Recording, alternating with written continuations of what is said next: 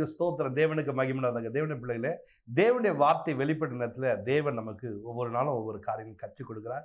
கர்த்தருடைய பிள்ளைகள் பாருங்க, ஒவ்வொரு நாளும் அந்த வேதத்தை வாசிக்கும் போது வேதத்தில் தேவன் எனக்கு என்ன கற்றுக் கொடுக்க விரும்புகிறார் என்பதை நீங்கள் அறிந்து கொள்ள வேண்டும். அல்லேலூயா.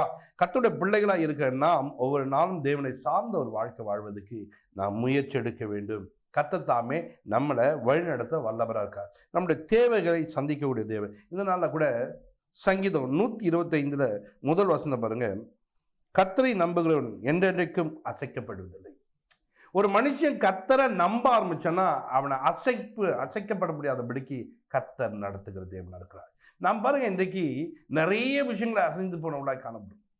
குடும்பத்தில் என்னாலலாம் முடியலங்க, அங்கே நின்று அந்த வேலை என்னாலாம் இங்கே எல்லாம் நீ என்ன அசைக்கப்படக்கூடிய சூழ்நிலை. ஆனால் நம்ம கர்த்தரை நம்புகிறோம் என்று சொன்னால் கர்த்தர் நமக்கு என்ன செய்வார்? அசையாமல் நிலைத்திருக்க கர்த்தர் செய்வார்.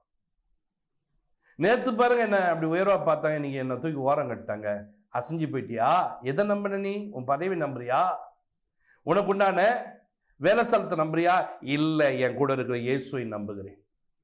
அவர் அசையாதபடிக்கு நிலைத்திருக்க பண்ணுகிற தேவனா இருக்கிறார். சொல்ல பாருங்க, சீயோன் பர்வதங்கள் எப்படி இருக்குதோ, கவனிங்க, சீயோன்ல எப்படி அந்த பர்வதங்கள் இருக்குதோ அதே போல பர்வதங்கள் எருசலேமுக்கு என்ன பண்ற? சுற்றிலும் மதுளை போல இருப்பது போல கர்த்தர் தாமே நம்மை சுற்றிலும் அப்படி இருக்கிறாராம். அல்லேலூயா. ஒரு காவலரை போல, ஒரு பாதுகாப்பாய், நமக்கு தீங்கு வராதபடிக்கு கர்த்தர் நம்மளை பாதுகாக்கிற ஒரு தேவனா இருக்கிறார். இன்னைக்கு கர்த்தருடைய பிள்ளைகளே, கர்த்தரை நம்பக்கூடியவர்களாய் மாறுவேன். கர்த்தரை நம்பின ஒரு ஜீவியம் இருக்க வேண்டும். நான் நம்புறேங்க. நிறைய பேர் நம்பிக்கை வைக்கிறீங்க, நம்புறவங்களா இருக்கிறீங்க. ஆனால் உங்கள் நம்பிக்கையில நீங்கள் அப்படி நம்பும் போது ஏன் உங்கள் வாழ்க்கையில வியாதி வந்தது? உனக்கு அவர் மதிலா இருப்பாருமா, நம்புறவனுக்கு அவர் மதிலா இருக்கிறாரு, ஒரு பெரிய பாதுகாப்பா இருக்கிறாரு, நிலை நிற்க வைக்கிறாரு. அப்ப ஏன் உனக்கு இந்த பிரச்சனை வந்து யோசிச்சு பார்க்க வேண்டும், சிந்தித்து பார்க்கணும். நாம் நம்புகிறோம் என்று சொல்லுகிற நாம் சரியானபடி நம்புவது இல்லை. சரியானபடி நம்பாதனால்தான் இந்த பிரச்சனைகள். கர்த்தரை நம்புகிறவளோ என்றென்றைக்கும் அசையாமல் நிலைத்திருப்பார்கள் என்று சொல்ல. அப்ப வார்த்தை பொய்யா? வார்த்தை பொய்யா? இல்லையே, வார்த்தை மெய்யானது. இந்த வார்த்தை சத்தியம். அப்ப நான் நம்பிக்கை வைத்ததுதான் தவறு. அப்ப நான் எப்படி நம்பிக்கை வேண்டும்? கர்த்தரை நம்ப வேண்டும். அவர் விரும்பத்தக்கனுமாய் நீ நம்ப வேண்டும். அப்படி நம்பிக்கை வைக்கும் போதுதான் நம்முடைய வாழ்க்கையை அசைக்க முடியாதபடிக்கு, அசைவில்லாதபடிக்கு நம்முடைய தேவன் நடத்த வல்லவராக இருக்கலாம். நம் நிறைய நேரங்களில் நிறைய காரியங்களில் அந்த அசைவு வருவதற்கு நம் நம்பிக்கை வைப்பது குறைவா இருக்குது. ஒரு பிரச்சனை என்று சொன்னால், உங்கள் வாழ்க்கையில் ஒரு குறைவு ஏற்படுதுன்னு சொன்னால், ஒரு இடத்துக்கு போறோம்னா, ஒரு வேலையை தோங்கினா, ஒவ்வொன்றுக்கு நடுவில் ஜெபம் பண்ண வேண்டும். ஏங்க அந்த ஜெபம் சும்மா எல்லாத்துக்கும் ஜெபம் இல்லைங்க. நான் கர்த்தரை நம்புறேன், அவர்கிட்ட நான் சொல்லணும். அவர்கிட்ட சொன்னாதான் அவர் என்ன பண்ணுவாரு? அந்த காரியங்களை எனக்கு செய்து கொடுக்கிற ஒரு தேவன், அவர் நிச்சயமாய் செய்வார். என் தேவையை சந்திக்கிற ஒரு தேவன் என் கூட இருக்கிறார், அவர் நிச்சயமாய் செய்வார் என்று ஒரு நம்பிக்கையோடு காத்திருக்கணும். அல்லேலூயா. கர்த்தர் நம்மளை வழிநடத்தக்கூடிய தேவன், நமக்கு வழிநடத்துவார், தேவைகள் சந்திப்பார். அது மாத்திரம் இல்லை, தேவ பிள்ளைகளை நம்ம ஒவ்வொரு நாளும் தேவனை சார்ந்த ஒரு வாழ்க்கை வேண்டும். 1 நாளாகமம் 5ஆம் அதிகாரம் அதில் 20ஆம் வசனத்தை பார்த்துங்க. அவர் மேல் நம்பிக்கை வைத்தபடினால் அவர்கள் விண்ணப்பத்தை கேட்டலாம். அவர் மேல அவங்க நம்பிக்கை வச்சாங்க பாருங்க, அவங்க விண்ணப்பத்தை கேட்கக்கூடிய தேவனா இருக்காங்க. நீங்க நிறைய நேரத்தில் அவர் மேல நம்பிக்கை வைக்கிறீங்கன்னு சொன்னா உங்க விண்ணப்பத்தை தேவன் கேட்டுருவாரு. உங்க விண்ணப்பங்களுக்கு பதில் வரலன்னு சொல்லிட்டு இருக்க மாட்டியே, ஒவ்வொரு காரியத்துக்கும் நடுவில் உனக்கு பதில் தருகிற ஒரு தேவனா இருக்கிறோம். நிறைய பேர் பாருங்க, ஜெபம் பண்ண பாஸ்டர், ரொம்ப நாளாக ஜெபம் பண்றேன், குடும்பத்தில் இது மாறல பாஸ்டர், இது மாறல பாஸ்டர். நான் சொல்றேன், ரொம்ப சிம்பிள். நீ ஜபிக்கும் போது அவர் மேல நம்பிக்கை வைத்து ஜபி. அப்ப நாங்க நம்பிக்கை வைக்கலையா? இல்லைங்க, நம்பிக்கை வைத்தது குறைவா இருக்குது, இன்னும் கொஞ்சம் கூட்டுங்க. ஒரு மனிதனை நான் கூப்பிடுகிறேன், கூப்பிடும்போது திரும்பி பார்க்கவில்லை, நான் என்ன பண்ணுவேன்? நாங்கள் கூப்பிட்டா திரும்பி பார்க்கலைங்க அப்படின்னு சொல்லுவேன்னா, இன்னும் சத்தத்தை வைத்து கூப்பிடுவேன். திரும்பி பார்க்கல, இன்னும் சத்தத்தை வைத்து கூப்பிடுவேன். இப்போ திரும்பி ஒரு சவுண்டை கொடுப்பேன் பாருங்க, அவன் திரும்பி பார்க்கவேன். அவன் திரும்பி பார்க்கலாங்களும் அந்த தெருவில் இருக்கிற எத்தனையோ மக்கள் திரும்பி பார்த்து இப்போ அவனை கூப்பிடாரு பாப்பா அவருன்னு. அப்போ பாருங்க, எப்படி கூப்பிட்டு கேட்கலன்னா கொஞ்சம் சத்தத்தை அதிகமாக இருக்கணுமோ, அது போல தேவ சமூகத்தில் நீங்கள் பண்ணும்போது ஜபத்துக்கு பதில் வரலன்னா இன்னொரு ஜபத்தை ஏறிடுங்க, ஜபத்தை ஏறிடுங்க. பதில் வரவர்களும் விட மாட்டேன், என் தேவன் தான் அதை செய்யணும். நான் யாருக்கிட்டையும் போய் நிற்க மாட்டேன், யாரும் எனக்கு செய்ய மாட்டாங்க, என்ன கீழே தள்ளிட்டு போறதுக்கு தான் ஆட்கள் இருக்காங்க, என்ன மேல எழும்ப விடக்கூடாதுன்னு பண்றவங்க ஒருத்தவங்க கூட்டம் இருக்காங்க. அவங்க மத்தியில என் தேவன் வருவதுதான் என்னை உயர்த்துகிறார். சுற்றிலும் இருக்கிற என் சத்துருக்கு முன்பாக என் தலை உயர்த்தப்படும் என்று உயர்ந்தவர் தாவீதல்லவா. அப்படி உயர்த்தினாரே. இன்றைக்கு தேவனுடைய பிள்ளைகளை, இவன் எழும்ப போறான், இவனுடைய அரிக்கட்டு உயர்ந்திருக்குது என்பதை அண்ணங்காரனுங்க அந்த பாருங்க சொப்பனத்தை அறிந்து கொண்டாங்க. டே சொப்பனக்காரன் வரான், இவன் உயர்ந்துருவானா, இவனை பிடிச்சி நம்ம குழியில போடுறான், அமிழ்த்தி போடுறான். அங்க கத்திரன் தூக்கி எடுத்து என்ன பண்ணாங்க, அடிமையா வித்து போட்டார்கள். வித்துட்டாங்களா?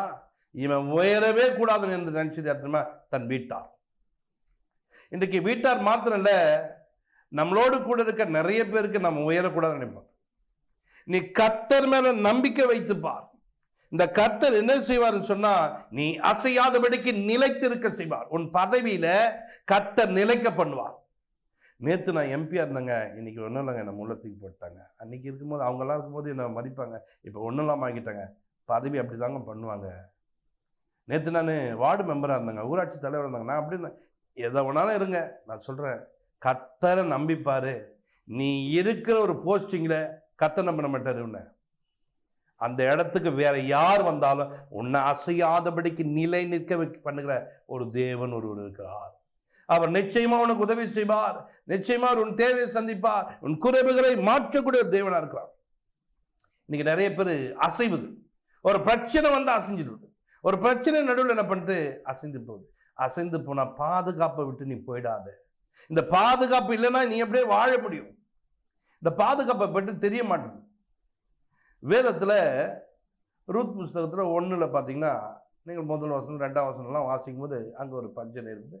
அப்போ அந்த பஞ்ச காலத்துல பெத்லகேமை விட்டு இந்த அசையாத கர்த்தர் மேல நம்பிக்கை வச்சிருந்து அங்க இருக்கணும். அங்க இருந்தா தான் என்ன பண்ணும், பர்வதங்கள் எருசலேமை சுற்றிலும் எப்படி இருக்குமோ, கர்த்தர் தாமே இது முதல் கொண்டு என்றென்றைக்கு தம்முடைய ஜனங்களுக்கு என்ன சுற்றிலும் பாதுகாப்பா. இந்த பாதுகாப்பை விட்டு வெளியே போறோம். இந்த பாதுகாப்பு எனக்கு வேணாம். எங்க அழைச்சின்னு பார்த்தீங்கன்னா மோவாபுக்கு அழைச்சின்னு போகுது. மோவாபு தேவனுக்கு பிடிக்காத ஒரு அருவருப்பான். இந்த இடத்துக்கு தேடி போது பாருங்க. இவங்க இந்த ஊருக்குள்ள கொஞ்சம் வசதி வாய்ப்போடு இருந்தவர்கள். இந்த நாட்கள்ல உடனே ஒரு பிரச்சனையா, சரி நம்ம அந்த ஊருக்கு போயிடலாம், சுயமான ஒரு முடிவு. அந்த முடிவு எங்க தெரியுமா, பாதுகாப்பை விட்டு நிலைத்திருக்கிற ஒரு இடத்தை விட்டு இவர் அந்த நிலையில்லாத ஒரு இடத்தை தேடி போகிறார். 10 வருட காலம் மோவாபில வாழ சொன்னாங்க. 10 வருஷம் தான். போய் கொஞ்ச நாள்ல வீட்டுக்காரன் செத்து போயிட்டான். சார் 2 பிள்ளைகளும் திருமணம் பண்ணா 2 பிள்ளைகளும் செத்து போனார்கள். பத்தியா என்ன நடந்து பத்தியா? பாதுகாப்பை விட்டு போகும்போது உன் குடும்பத்தில் இப்ப என்ன பிரச்சனை வருது பத்தியா? இங்க இருந்து அங்க போலாம், இங்க இருந்து அங்க போலாம். நீ இருக்கிற இடத்த விட்டுட்டு நான் பொண்ணு வீட்டுக்கு போயிட்டு வரேன், என் புள்ள வீட்டுல போய் தங்கிட்டு வரேன், எனக்கு இது வேணாம் போ. இன்னைக்கு இருக்கிற சுகம் உங்ககிட்ட இருக்காது, இன்னைக்கு இருக்கிற பலன் உங்ககிட்ட இருக்காது. 2 நாள் உன்னை உட்கார வச்சு உனக்கு பழக்கப்படுத்துவேன். 4ஆவது உட்காரும் போது அங்கே பலவீனம் உன்னை தாக்கி விடும். தேவ பிள்ளையே, உனக்கு ஒரு பாதுகாப்பை கர்த்தர் வைத்திருக்கார். நான் கர்த்தரை நம்புகிற ஒரு மகன், நான் கர்த்தரை நம்புகிற ஒரு மகள், என்னை அசையாதபடிக்கு நிலை நிற்க பண்ணுகிற தேவன் என்னோட கூட இருக்கிறார். சொல்லு, நம்பிக்கையாயிரு, விசுவாசமா பேசு. நீ பேசுறதுல அவன் பார்க்குறவங்க ஆச்சரியப்படணும். என்னங்க இப்படி பேசுறாரு இவரு, கர்த்தர் மேல இவ்வளவு பட்டதுல. நீ எப்படி பேசும்போது நீ பேசக்கூடிய தெய்வம் உன்னை எப்படி நிலைநிற்க பண்ணுவார் தெரியுமா? எப்படியா உனக்கு பெரிய பாதுகாப்பு கொடுத்துருப்பா தெரியுமா? உன்னை சுற்றிலும் ஒரு மதலை போல இருப்பார். தீங்கு உன்னை அணுகாதபடிக்கு, துக்கம் உனக்கு நேராதபடிக்கு கர்த்தர் பாதுகாக்கிறது. போனாங்க, எல்லாவற்றையும் இழந்துட்டாங்க பாருங்க. இவங்களுக்கு பாதுகாப்பு, அந்த கணவன் போயிட்டாரு. 2 பிள்ளைகள் பாதுகாப்பு இருந்தாங்க, அவங்களும் போயிட்டாங்க. பத்தியா பாதுகாப்பு எப்படிதான் இழந்து போகுது பாருங்க. இன்னைக்கு தேவ பிள்ளையே, உனக்கு ஒரு பாதுகாப்பை வைத்திருக்கிற ஒரு தேவனுக்கா அவர் மேல நம்பிக்கை உள்ள ஒரு மகனாயிரு, அவர் மேல நம்பிக்கை உள்ள ஒரு மகளாயிரு. இன்னைக்கு கர்த்தர் உன்னை கொண்டு தான் பெரிய காரணம். ஒரு நாள் வந்தது, 2 மருமகளையும் பார்த்தாங்க, அம்மா விட்டுட்டு வாங்க, நான் போங்க, நீங்க வேற என்ன திருமணம் பண்ணீங்க. அதுல ஒருத்தவங்க போயிட்டாங்க. நான் திரும்ப எங்க போறேன், பெத்லகேம், பாதுகாப்பான நகரத்துக்கு போறேன், பாதுகாப்பான இடத்துக்கு போறேன். அப்ப தனியா வந்த பாதுகாப்பு வரும்போது ரூத்தையும் பாதுகாப்பாய் கர்த்தர் கொண்டு வந்தார் பாருங்க. ரூத் நிமித்தம் திரும்ப உன் சந்ததி உண்டாக்கி உன்னை பெரிய பாதுகாப்புக்குள்ள இடத்துல திரும்ப வந்த இடம் பாத்தீங்களா? இன்றைக்கு நீங்க எங்க இருந்தாலும் இந்த பாதுகாப்பை விட்டு தூரமா இருந்தீங்கன்னா இன்னைக்கு திரும்ப வா, ஆலயத்தை தேடி வா, ஆண்டவருடைய சமூகத்தை தேடி வா, வேதத்தை படிக்காருமே, ஜபம் பண்ணாருமே. இன்னைக்கு நீ பண்ண இந்த பாதுகாப்புக்குள்ள வந்து உன் வாழ்க்கையில எதெல்லாம் எழுந்த திரும்ப அதெல்லாம் உண்டு பண்ணுவார். உன் வாழ்க்கையில குறைவெல்லாம் மாறிடும். நிறைவனும் கட்டளையிடுவா. தேவனும் தேவையை சந்திப்பா. உன் நெருக்கத்தை மாற்றிக்கொள்ள தேவன் உன்னோடு கூட இருக்கிறார். அவர் நிச்சயமா உதவி செய்வார். கர்த்தருடைய பிள்ளைய நீ தேவனை தேடிவா. ஆதியாகம புத்தகத்தில் நீங்க பார்க்கும்போது லோத் என்ற ஒரு மனிதன் இருக்கிறார். இந்த லோத்து பாருங்க, ஆபிரகாமோடு கூட இருந்தார். ஆண்டுடைய வார்த்தைகள் இருந்துச்சு. ஆண்டுடைய வார்த்தையோடு கூட இருந்த மனுஷன் ஒரு நாள் மந்தை மேய்ப்பர்களுக்கு ஒரு தகராறு நண்பனையும் லோத்தும் ஆபிரகாமும் பிரிகிறார்கள். அப்ப பிரிந்து போனவர் பாருங்க, இவரா ஒரு இடத்தை சூஸ் பண்ணி அங்க பச்சை பசங்களுக்குன்னு சொல்லிட்டு போய்விட்டார். இப்ப போகும்போது இவர் போகும்போது நல்லா போற, நல்லா இருக்கிறாரு. இருக்கிற இடம் பார்த்தீங்கன்னா நல்லா தாங்க இருக்குது. அது என்ன, நல்ல ஒரு இடம், செழிப்பான இடம்னு சொல்லிட்டு அந்த இடத்துல அவர் கொஞ்ச நாள் வாசம் பண்ணுகிறார். வாசம் பண்ணும்போது அங்கே தவறான காரியங்கள், தவறான செயல்கள், தவறான காரியங்கள் உண்டாகும் போது அந்த மனிதன் பாருங்க அந்த இடத்துல அழிக்கப்படக்கூடியவனாக மாறிவிட்டார். இப்ப இந்த ஆபிரகாமும் இந்த பாதுகாப்புக்காக ஜெபம் பண்ணதுனால ஒரு பெரிய பாதுகாப்பு. சோதம் குமாரை அழிக்க வந்திருக்கிறார்கள். அழிக்க போகிற என்ற சத்தம் கேட்டோன்னே மன்றாடுகிறார். 50 பேர் 40 பேர் அப்படியே இறங்கி வந்துட்டார். 10 பேர் அங்க பாருங்க, 4 பேர் கூட நீதிமான் இல்லைங்க. ஏன் என்று சொன்னால் அப்படி மனைவியே அந்த இடத்துல திரும்பி பார்த்து உப்புத்துலாம் மாறுறாங்க. அப்படியேப்பட்ட ஒரு கூட்டத்தின் நடுவில் பாருங்க அவர் அவர்களை மீட்டெடுக்கிறார். மீட்டெடுத்தோடனே இவர் பாருங்க, நான் திரும்ப எங்க போறேன், ஆபிரகாம் இருக்கிற இடத்துக்கு நான் போயிடுவேன், அங்க கர்த்தருடைய வார்த்தை இருக்கு, அந்த பாதுகாப்புக்குள்ள போயிடுறேன்னு சொல்லிட்டு நினைக்காம அந்த மலைக்கு நான் போயிடுறேன் அப்படின்றார். பாத்தீங்களா, கர்த்தருடைய சமூகத்தை நாடவில்லை, கர்த்தருடைய சமூகத்தை நாடவில்லை, கர்த்தருடைய சமூகத்தை தேடவில்லை, பாதுகாப்பை திரும்ப தேடி வரவில்லை. பாதுகாப்பை விட்டு போனதால்தான் பிரச்சனையோட பெருசு. மந்த பயப்பட எல்லாம் செத்து போயிட்டான். வந்தது பாருங்க 3 பேர் வெளியில் வரான். போகும்போது ஒரு பெரிய கூட்டம், ஆடு மாடுகளோடு போனவர் 3 பேர் வெளில வராங்க. பாதுகாப்பை விட்டு போனதுனால எவ்வளவு பெரிய நஷ்டம். ஆனா திரும்பவும் என்ன பண்ணதுல, இந்த பாதுகாக்கக்கூடிய தேவன் ஒருத்தர் இருக்கிறார். ஆபிரகாம் கூட நான் அங்கே போகல, மலைக்கு போறேன் போயிட்டு அங்கே பாதுகாப்பை இழந்தவராய் மாறி தன் பிள்ளைகளோடு தவறு செய்து தேவனுக்கு பிடிக்காத ஒரு சந்ததியை உருவாக்கி விட்டான். இந்த பாதுகாப்புக்குள்ள இன்றைக்கு நீ வர கற்றுக்கொள். இந்த பாதுகாப்பை தேடி நீ இன்னைக்கு வந்து பார், கர்த்தர் உன்னை ஆசீர்வதிப்பார். ஐயா, நான் துன்மார்க்கமா ஜீவித்துட்டேயா, நான் துன்மார்க்கமா வாழ்ந்துட்டேயா, என் வாழ்க்கை துன்மார்க்க ஜீவியத்தில் இருக்குயா, பரவாயில்லப்பா, நீ இருக்கிற இடத்துல இருந்து இந்த இயேசுவை நோக்கிப்பா.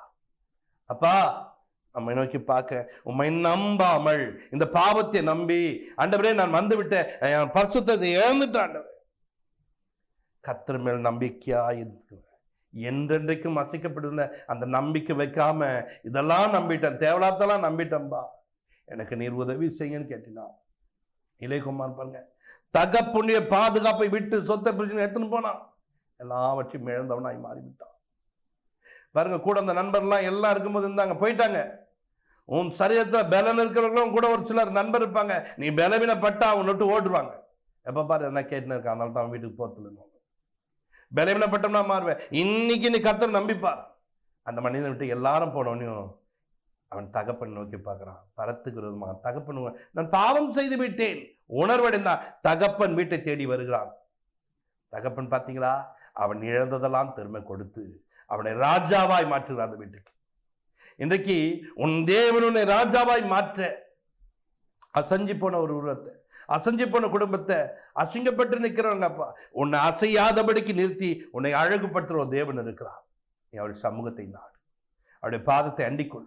இன்னைக்கு அவருடைய சமூகத்தை தேடி ஓடிவா. அப்பா, நம்புற மனுஷன் அசையாமல் இருப்பாங்கன்னு வேதம் சொல்லிக்கப்பா, நான் நம்புகிறேன், என்னை கூட நீர் அப்படி நடத்துன்னு சொல்லிட்டு அவருடைய சமூகத்தை காத்துருங்க. கர்த்தர் உங்களை வழிநடத்துவார். ஜெபிப்போம்.